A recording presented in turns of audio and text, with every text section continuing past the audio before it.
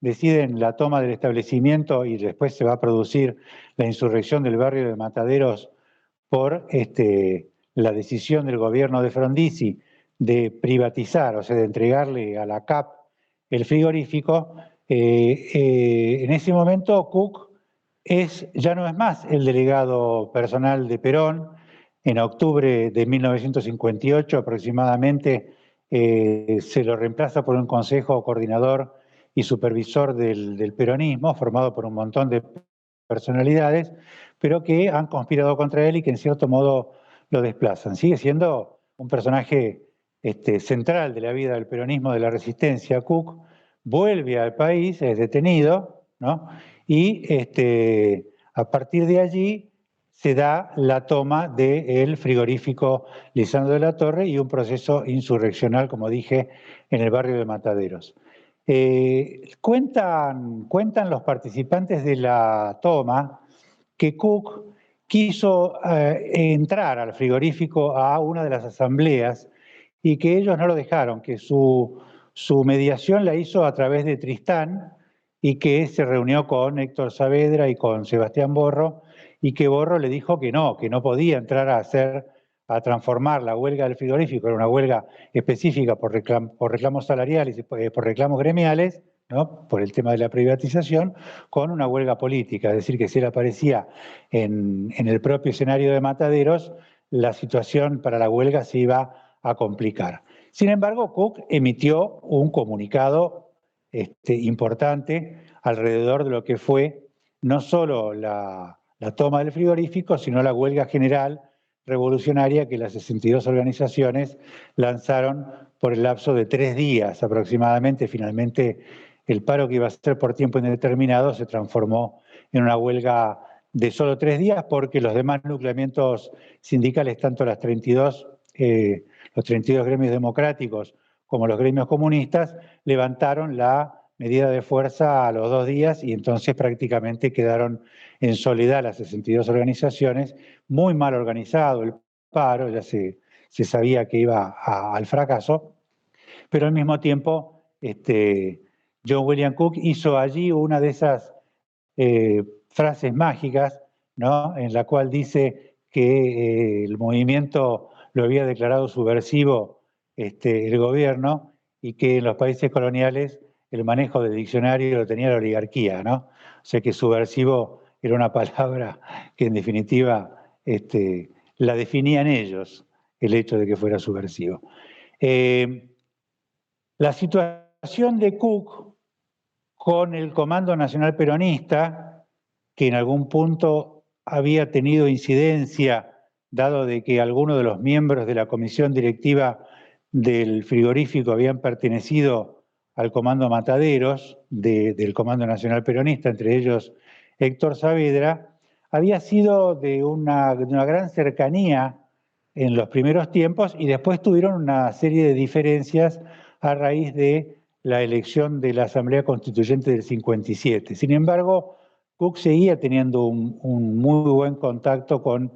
estos compañeros que habían sido compañeros propios de militancia de la capital federal y probablemente los más combativos dentro de lo que era el movimiento peronista, con la idea de la formación desde el primer momento de la tendencia revolucionaria del peronismo, es decir, de la diferenciación que se hacía respecto de lo que sería el peronismo en la nueva etapa de clandestinidad y la capacidad que debía tener el peronismo de revolucionar a la Argentina y llegar nuevamente al poder por vía de una revolución, que es lo que planteaba uno de los dirigentes del Comando Nacional Peronista, como era César Marcos. El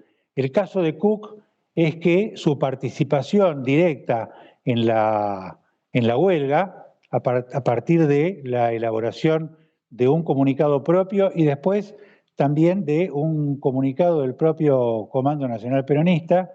que según vos, Daniel Sorín, lo hizo Cook, ¿no? Pero no estoy seguro de que fuera así, aunque es probable que sí, así fuera, que el comunicado del comando lo haya hecho el propio Cook. Es una caracterización de lo que era la época. Hay que recordar también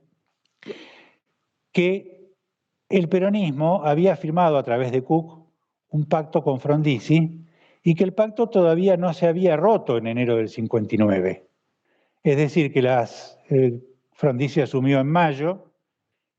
hubo una huelga petrolera importante en Mendoza entre octubre y noviembre, justamente por el intento del gobierno de Frondizi de entregarle a las empresas extranjeras